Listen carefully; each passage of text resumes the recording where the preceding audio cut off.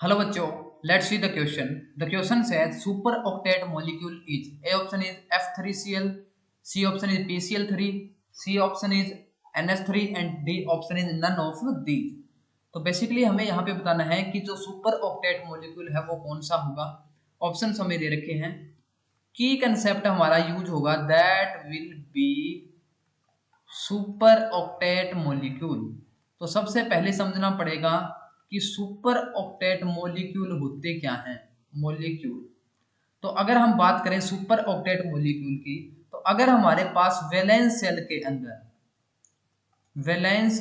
अंदर 8 से ज्यादा इलेक्ट्रॉन है, valence shell have electron more than 8, तो हमारे पास जो मॉलिक्यूल होगा वो क्या होगा, सुपर ऑक्टेट मॉलिक्यूल होगा। जब भी हमारे पास जो बॉन्ड बनेगा तो जो वैलेंस सेल के अंदर 8 से ज्यादा इलेक्ट्रॉन होंगे जिस मॉलिक्यूल के अंदर, तो वो हमारे पास क्या होगा, सुपर ऑक्टेट मॉलिक्यूल होगा।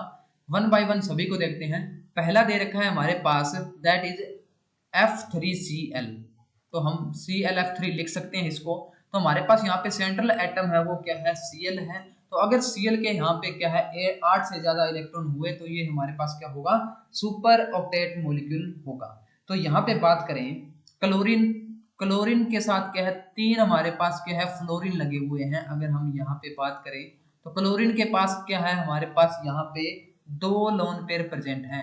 तो टोटल इलेक्ट्रॉन्स की बात करें तो 2 2 4, यहाँ पे 2 इलेक्ट्रॉन होंगे, 6 2 8 और 2 10, यानी कि यहाँ पे टोटल 10 इलेक्ट्रॉन प्रेजेंट है। एक एक फ्लोरीन ने शेयर कर रखा है क्लोरीन को, तो 3 हमारे पास किसके हो गए, फ्लोरीन के हो गए, और हमारे पास 7 किसके हो गए, क्लोरीन के हो गए। 2 यहाँ पे लोन पेयर प्रेजेंट है, टोटल इसमें हो गए 10 इलेक्ट्रॉन।